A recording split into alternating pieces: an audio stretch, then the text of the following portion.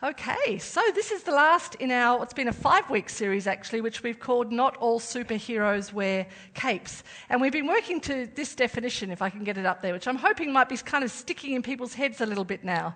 So we've said that a hero is someone who acts voluntarily or intentionally to meet the need of an individual or a community, so recognising a need, at some personal cost or risk, sometimes quite dramatic personal cost or risk, and without the need for recompense or gain. So that's the definition that we're working on when we talk about heroes. And we've seen that Jesus is the ultimate hero when it comes to a definition like this. We've also seen some of the characteristics of heroes are that they are people who dream of home, the home that Jesus brought with him and is still bringing to us. Heroes dream of that home. Heroes are also people we saw who live and breathe justice. And in this last couple of weeks, last week and this week, the thing that we're focusing on is that heroes make it happen. Now, if you've missed any of this series or you want to go back over it at all, then you can just go onto our website, Les Moody Church, and you'll find the links there to the podcast if you just want to listen, or if you want to see us on the platform here, then you can go to the YouTube link and you can catch up on everything that you've missed out on there. So I encourage you to do that if you've missed out on any of this. Okay, so we've heard a lot of stories actually throughout this series, some great homegrown ones, particularly as we have focused on our coach community mentoring program over the last couple of weeks, but also in our evening gathering, we've had local heroes telling some of their stories, which have been really encouraging. And we've also heard some extraordinary historical stories, haven't we? That's what we've done mainly in the morning service. And I've got a couple more historical stories that I want to tell you today. So the first is about a story to do with the 18th and 19th century abolition of the slave trade. And your brain, well, actually two things I want to say in that place. I am very much aware that we still have an issue with slavery in the 21st century, and that's a story for another time. But this was the abolition of the government-sponsored and certified slave trade, an actual trade in human beings, from the 18th and 19th century. And you probably think, if you know anything about history, here comes William Wilberforce.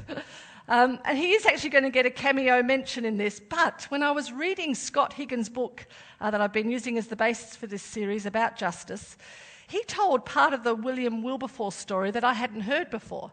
And that's what I want to tell you today. It starts with a Latin essay competition in 1784.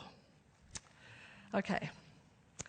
So the Vice-Chancellor of Cambridge University back in the day, maybe it still happens, I don't know, he would set a topic for an annual essay competition. And it was quite a prestigious competition to win. And this particular year, in 1874, the then Vice-Chancellor set the topic, which was this: discuss the morality of the slave trade. Which was actually a little bit of a surprising thing for the Vice-Chancellor to do, but there's a story to why the Vice-Chancellor did that. He had actually heard in a social gathering that he was in the story of one of the captains of one of the slave ships, a man by the name of Luke Collingwood, had recently, just before he set this essay topic, had ordered 133 slaves to be thrown overboard before they got into port. The slaves had gotten sick. Some of them had died, and many more were going to die or end up in port really, really unwell. And, sick or dead, the slaves were not going to make any profit for Collingwood. On the other hand, lost cargo could get him some insurance money. So he came up with this plan. He had 133 human beings, some dead, some alive, thrown overboard. And then when he got into port, he put in an insurance claim saying, we were running low on water, and with the cargo we had on board, we wouldn't have got to port in time with enough water, so we had to jettison some cargo, omitting to mention that it was human beings he jettisoned. And he put in a claim for 133 lots of cargo. He put in a claim for 30 English pounds for each one of those. And he got insured. That's what inspired the Vice-Chancellor to set that essay. Now, Thomas Clarkson was a student at Cambridge University, and he really didn't care too much about slavery, no particular concern of his, but he fancied himself a bit of a literary genius and he wanted the prestige of the prize. He wrote the award-winning essay. He did a lot of research for it. He finished his studies. About 3 years later, he was out at his first appointment in the field that he'd trained in. But it turns out that the research he'd done for that essay had gotten under his skin. And he writes this in his diary. "A thought came to my mind that if the contents of the essay were true, it was time some person should see these calamities to their end." I'll read that again, I didn't read it very clearly. "A thought came to my mind," he said, "that if the contents of the essay were true, the essay he'd written, it was time some person should see these calamities to their end." And that day, Clarkson gave up the work that he was employed in, and gave up the profession that he'd studied for at university, and on May the 22nd, 1787, he held the first meeting, there was a dozen people there, of the Committee of the Slave Trade. They were against it, doesn't say that in the title, but that was the purpose of it. And Clarkson became a full-time campaigner. What he did in those early days was basically just collect the stories, collect the information about how the slaves were treated, and then he made sure that that got out into the public space. He brought the cruelty and the inhumanity of the trade to people's attention.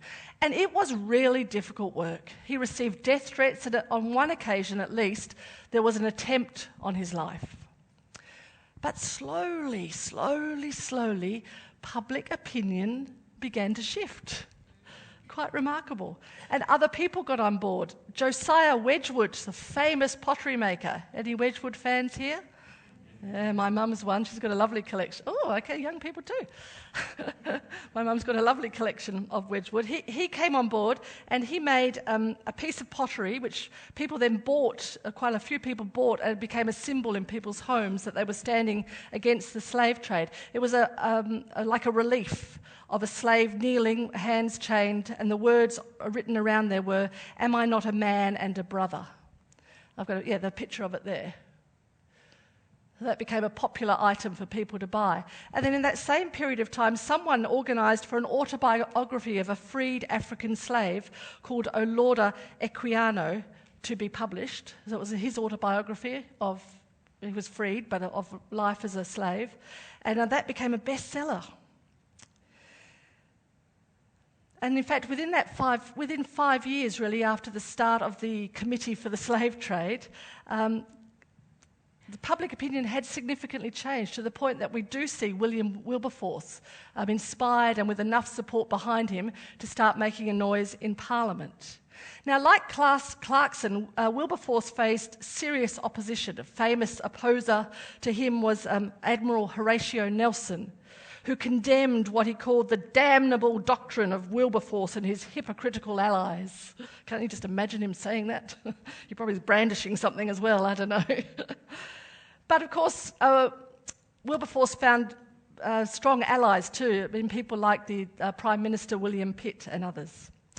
And eventually, on February the 27th in 1807, so 20 years after the first meeting of the Committee for the Slave Trade, and after 8 anti-slavery bills had been taken to Parliament and voted down, 8, the 9th one was put to Parliament, and British Parliament voted for the abolition of the slave trade. 283 voted for the abolition, 16 against.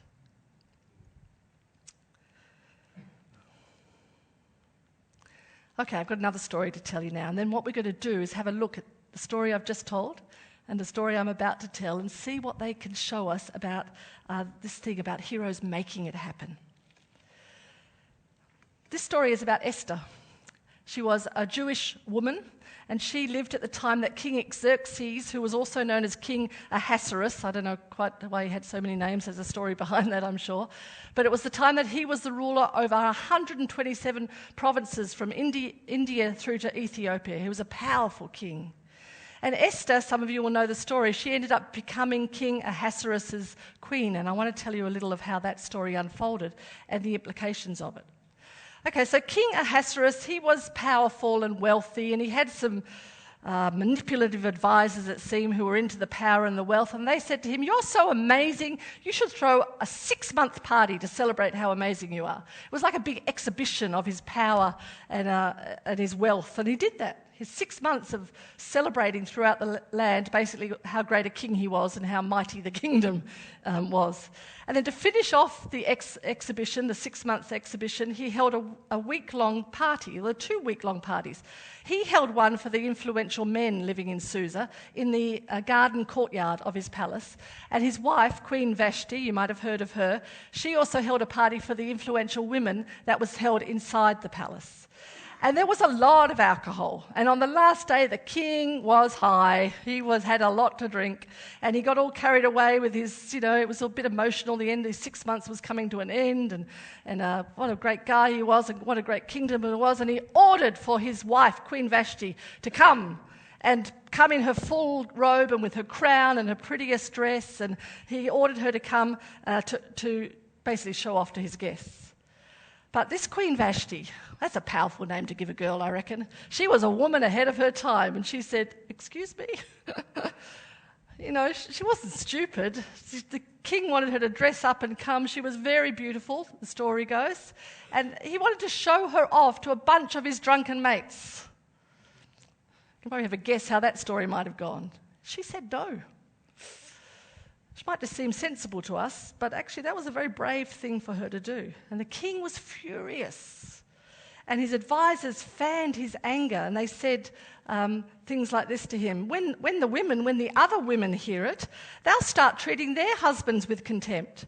The day the wives of the Persian and Mede officials get wind of the queen's insolence, they'll be out of control. This beautiful sentence. Is that what we want? A country of angry women who don't know their place. Get some stuff done, hey? And they convinced the king to banish Vashti. She's gone, deposed, unqueened. And they said, "You've got to find a new queen, and of course this queen will be someone who knows her place." Now Esther, who'd been raised, she was a Jew, I think I mentioned that already, she'd been raised by her cousin Mordecai, and she was also apparently very, very beautiful. And she went through the very long, took years, the process that many young girls were put through, and she ended up being selected by the king to become his queen. About 5 years after Esther had become queen, one of the king's advisors, in fact his most powerful advisor at the time, called Haman, took offence at her cousin Mordecai, the Jew. Haman had manipulated the king into making a rule that said everyone in the land had to bow down to Haman when he walked by. And he'd got the king convinced that was a great idea. Let's bow down to the king's chief advisor as he walks by. And Mordecai refused to do it. Haman tried all sorts of ways to get around it, but Mordecai just wasn't having any of it. So Haman again convinced the king that all the Jews in the kingdom should be killed. He couldn't get Mordecai to comply, so let's kill them all. And he said this, he said, "There's an odd set of people scattered through the provinces of your kingdom who don't fit in. Their customs and ways are different from those of everybody else. And worse, they disregard the king's laws. They're an affront. The king shouldn't put up with them. If it please the king, let orders be given that they be destroyed. I'll pay for it myself. I'll deposit 375 tons of silver in the royal bank to finance the operation." A rich man with power. Anyway, the king Ahasuerus went along with it, and so Mordecai heard about this, and he contacts his cousin who he had raised, and he urges her to do something about it by speaking to the king. Now that doesn't sound unreasonable to us in 21st century Western world, Western culture. Yeah, go. You're his wife. Go speak to him about this. You're a Jew yourself. Go speak to him. But it was a whole different scene happening there. Although the queen was powerful in some ways, she was, just like everybody else in the kingdom, a belonging of the king's. And nobody went into the king's presence unless he asked.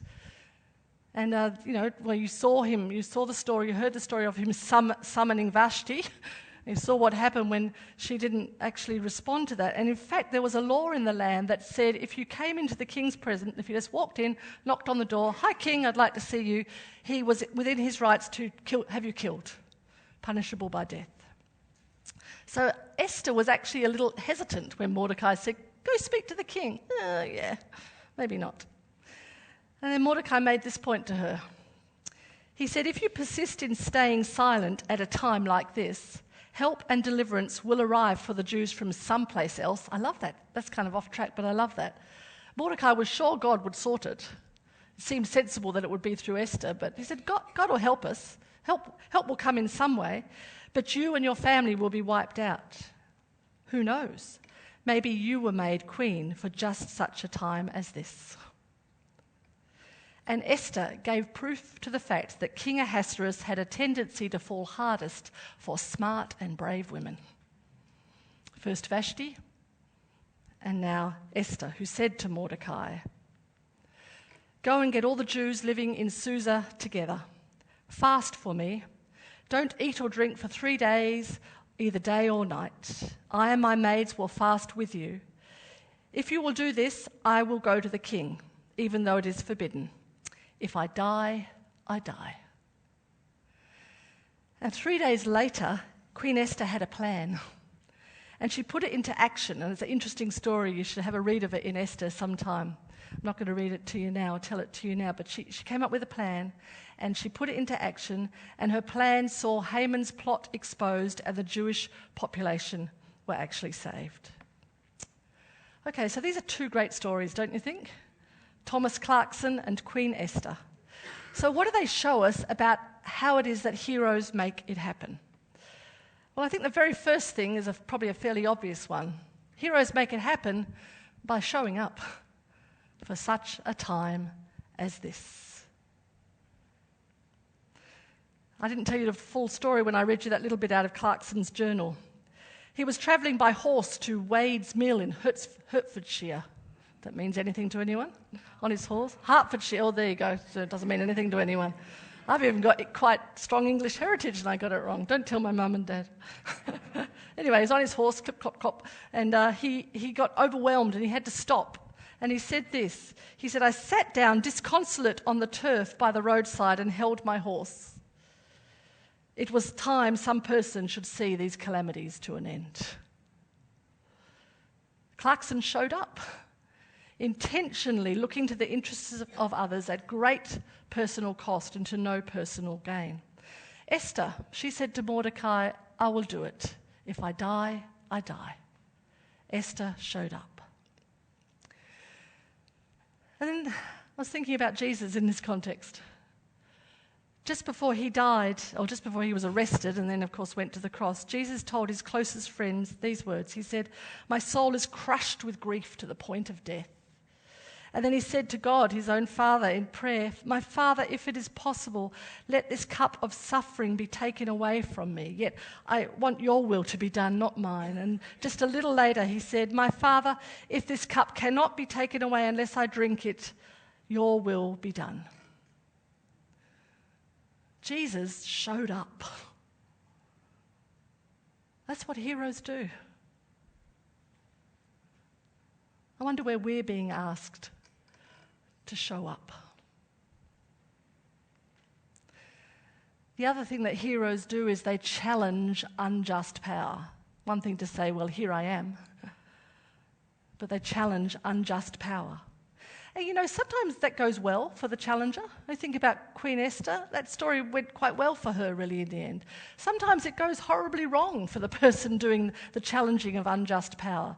We've heard the story of, was it Oscar Romero last week or a couple of weeks ago, and we know the famous story of Martin Luther King. And even the story I just told you of Thomas Clarkson. Okay, he didn't lose his life, but he lost his livelihood. He lived with a lot of fear and uncertainty. He had a difficult life, so it cost him something. And one time, the person challenging the power had to give up more than anyone in all of history has ever had to do. That was Jesus. I wonder where we are being asked to show up and challenge unjust power. Something else these stories show us about how to do that.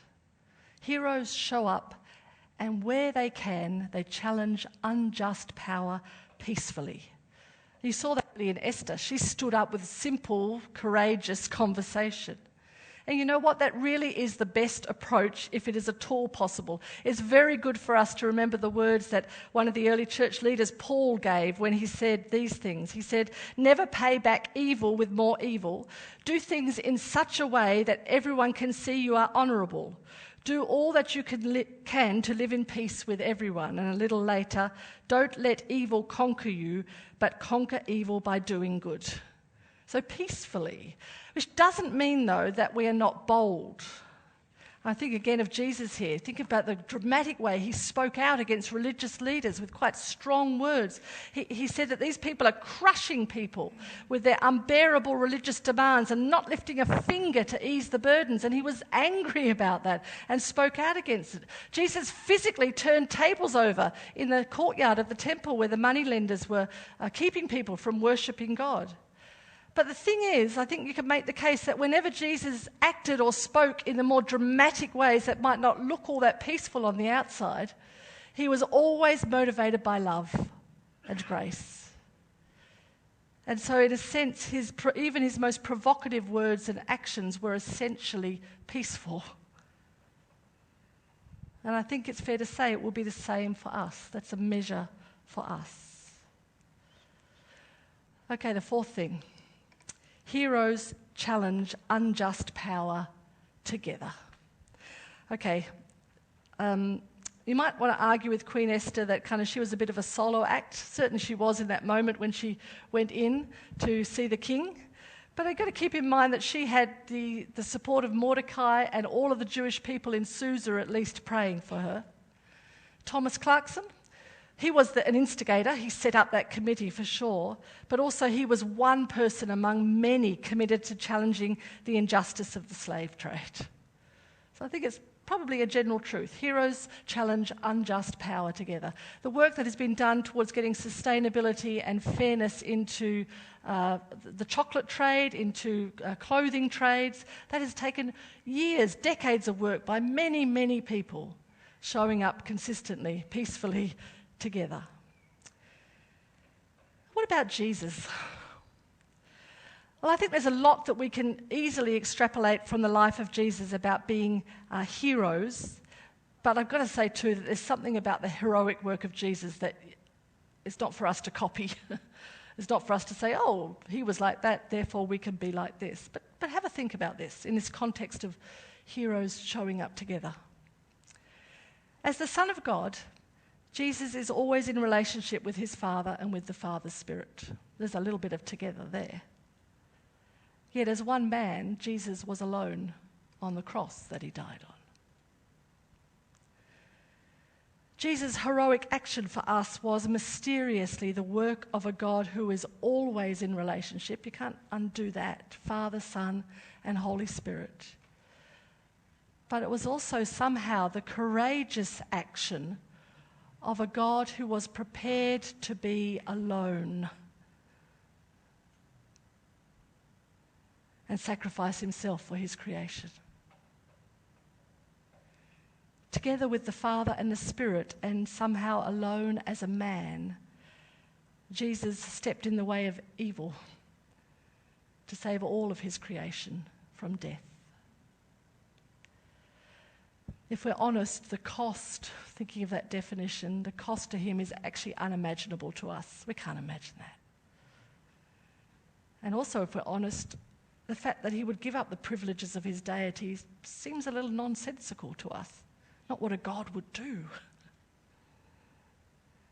But it is what he did for us.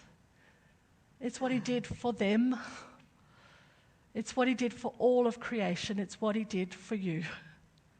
It's what he did for you.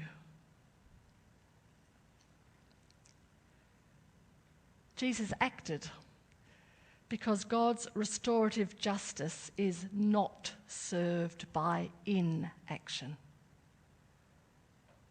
Jesus acted because God's restorative justice is not served by inaction.